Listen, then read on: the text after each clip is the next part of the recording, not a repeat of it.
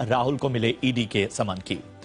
तो national Herald case मामले में कांग्रेस अध्यक्ष सोनिया गांधी और राहुल गांधी की एक बार फिर मुश्किलें बढ़ गई हैं। ईडी ने दोनों को समन भेजकर पूछताछ के लिए 8 जून को बुलाया है। तो वहीं कांग्रेस ने ईडी की इस नोटिस को लेकर केंद्र सरकार पर जमकर हमला बोला। कांग्रेस का कहना है कि सरकार बदले की भावना से कार्रवाई कर रही है, क्योंकि ईडी 2015 में यह केस बंद कर चुकी है। राहुल और सोनिया गांधी को ईडी का भेजा गया यह समन बताता है कि तानाशाह डर गया है और कांग्रेस को बदनाम करने के लिए षड्यंत्र रचा जा रहा है।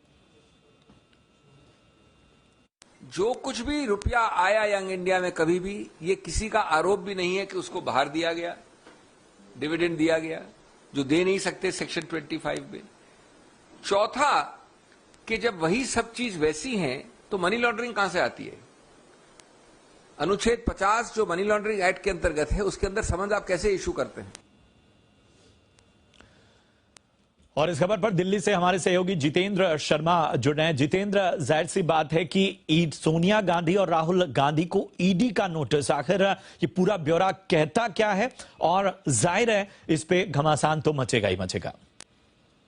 बिल्कुल, और इस बात का इंतजार था, क्योंकि जिस तरह से पिछले महीने, यानी कि माफ कीजिएगा अप्रैल महीने के अंदर कांग्रेस के जो बड़े नेता है मल्लिकार्जुन खड़गे और पवन बंसल, इन दोनों से ईडी ने लंबी पूछताछ की थी। उसी के बाद इस बात के कयास लगाए जा रहे थे कि जल्द ही सोनिया गांधी और राहुल गांधी को भी ईडी सम्मन देकर के पूछताछ के लिए बुलाएगी। ईडी ने राहुल गांधी को 2 जून को पूछताछ के लिए सम्मन दिया है, वहीं सोनिया गांधी को 8 जून को ईडी के सामने पेश होने के लिए सम्मन भेजा है। इस केस के बारे में अगर मैं बताऊं तो सुब्रमण्यन स्वामी जो हैं, उन्होंने अदालत में याचिका दायर की थी कि किस तरह से एजेएल यानी कि एसोसिएट जर्नल लिमिटेड की जो संपत्ति है नेशनल हेराल्ड, जो कि अखबार चलाती है, जो कि 1938 में पंडित जवाहरलाल नेहरू ने शुरू किया था आजादी से पहले। बाद में कांग्रेस का एक तरह से कह सकते हैं कि मुखपत्र हो गया था, लेकिन 2000 में बंद हो गया था। इस एजेएल की करीब 2000 करोड़ रुपए की संपत्ति है, लेकिन क्योंकि अखबार चल रहा था नेशनल हेराल्ड, इंग्लिश, हिंदी और उर्दू अखबार चल रहे थे, लेकिन 2008 में बंद हो गया था। इसको रिवाइव इससे पहले कांग्रेस ने करने की कोशिश की थी, और उसमें जो आरोप थे, जो सबसे गंभीर आरोप थे, जिसकी वजह से सम्मन किया गया है सोनिया गांधी और राहुल गांधी को, कि 90 करोड़ रुपए का कांग्रेस पार्टी की तरफ से, जो कि इसके लिए नियम कायदे से बाहर जाकर के 90 करोड़ रुपए का अलग अलग समय पर एजेएल को लोन दिया गया, ताकि जो नेशनल हेराल्ड के जो अखबार हैं, हिंदी, इंग्लिश और जो उर्दू में छपते थे, उसको फिर से रिवाइव किया जा सके। लेकिन वो रिवाइव नहीं हुए, तो 2008 में वो बंद हो गए थे। उसी के बाद ये जो कॉन्स्पिरेसी है वो शुरू होती है। आरोप है कि साल 2010 में राहुल गांधी ने यंग इंडिया के नाम से एक कंपनी बनाई, जिसमें राहुल गांधी और सोनिया गांधी दोनों के पास 76% शेयर थे। इसके अलावा जो शेयर थे वो ऑस्कर फर्नांडिस और मोतीलाल वोरा के पास थे।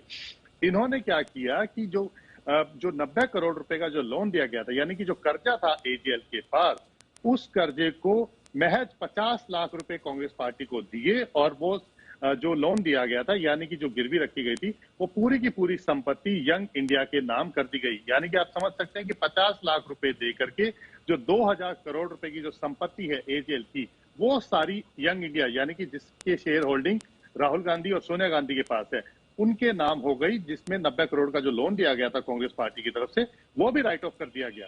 इसी की शिकायत की गई थी, और उसके बाद 2015 में अदालत में जब दिल्ली की पटियाला हाउस में जब ये मामला गया था, उस दौरान इस केस को एडमिट किया गया था, और यही वजह है कि ये दोनों इस समय इस मामले के अंदर, यानी कि नेशनल हेराल्ड केस में दोनों इस समय जमानत पर हैं। और इसको लेकर के ईडी ने मनी लॉन्ड्रिंग का मामला दर्ज किया था, और इसी मामले में अब तक जांच चल रही थी।